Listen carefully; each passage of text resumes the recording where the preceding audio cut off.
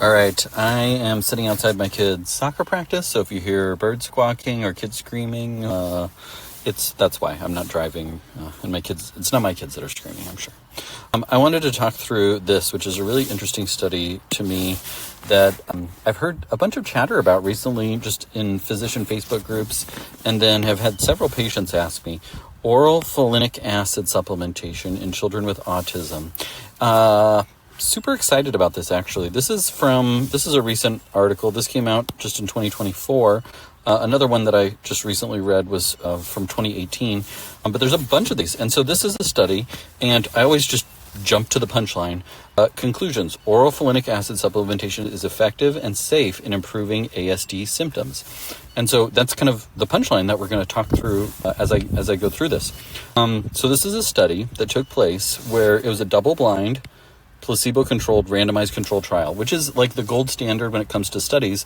Double-blind means the parents don't know which medicine they're getting, the kids don't know what medicine they're getting, and the researchers don't know which medicine they're getting, because especially when it's something somewhat objective or subjective, like children's behavior or their speech or those sorts of things.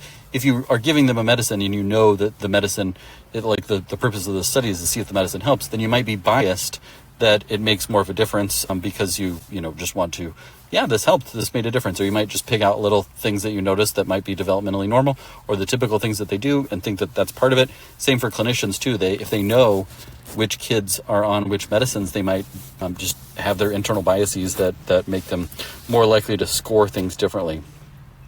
So this double-blind placebo randomized control study, there was 40 participants for each group, the control and the ones that got the medicine. The change in CARS scores. CARS is a study, like a screening tool, a diagnostic tool for autism. And the change in CARS scores was higher in the folinic acid group, meaning it improved more. And in the CBLC, which is another symptom score for autism, score improved, and the CBLC internalizing score were also better in the folinic acid group. So really interesting stuff. Now, I'm just going to kind of go through this. Okay, it's thought, and this part of the article kind of goes through disruptions in folate metabolism and oxidative stress can be contributors to the development and the symptoms in autism. And there is evidence suggesting that cerebral folate deficiency is connected with autism. There's another study that showed like 3% of non-autistic children with developmental delays have low cerebral folate levels, but in autism it's at least like 40%.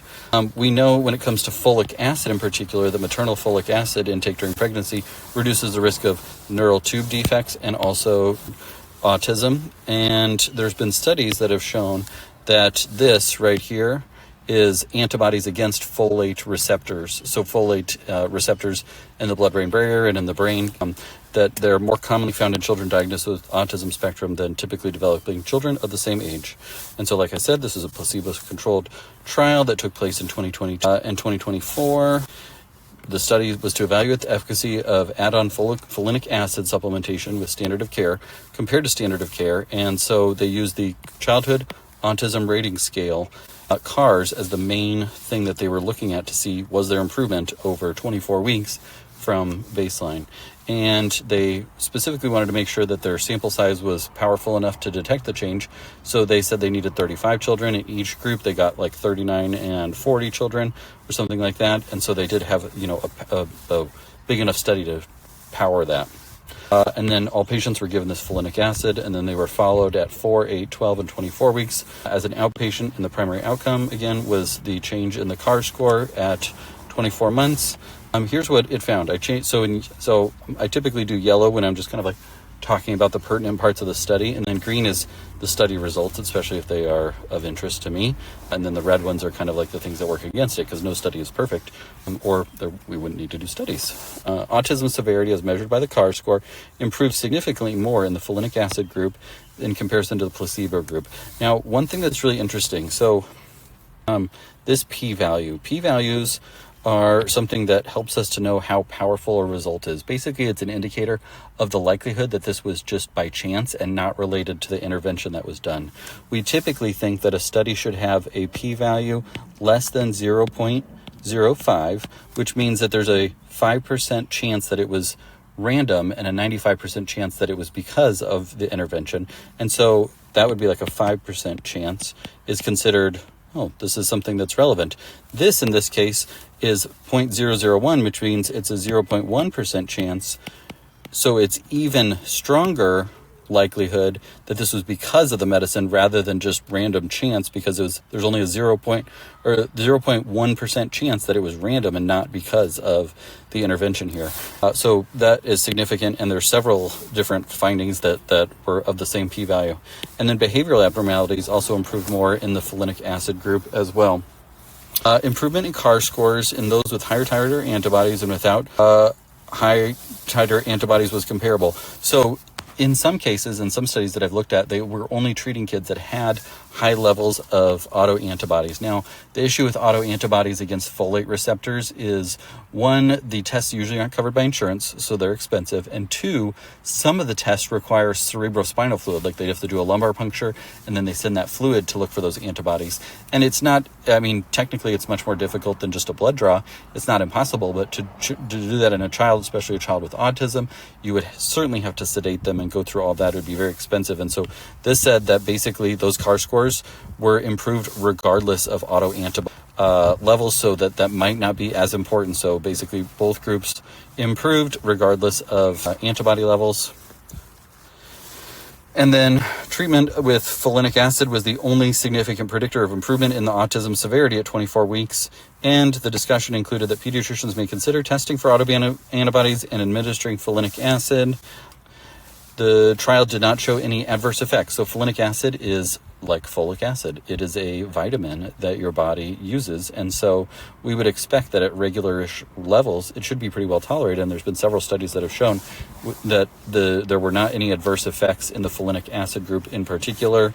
Right here, it does talk about previous research had suggested excitement or agitation in 11%, aggression, insomnia, increased tantrums, headaches, and reflux in 2.8% of the cases. But I read a little bit separately about this, and they said that the adverse events in both the treatment group and the placebo group within a few weeks started to decrease and went away, so that, like, despite those things, that there was still improvement.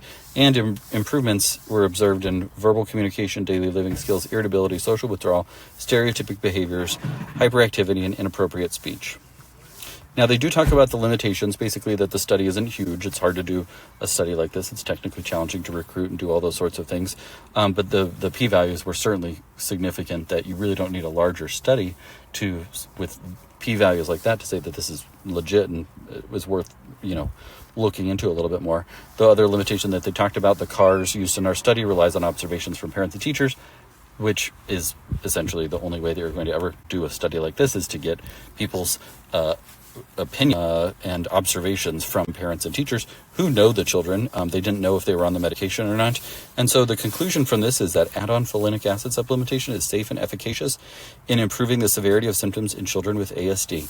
Now, I'm going to stop today, but I do have another article that I'll talk about in the coming days, which was from 2018. So this was a little bit more of an earlier foundational post or article about folinic acid improves verbal communication in children, but the punchline was the same. Treatment with high-dose folinic acid for 12 weeks resulted in improvement in verbal communication as compared with placebo, especially those who were positive for those antibodies.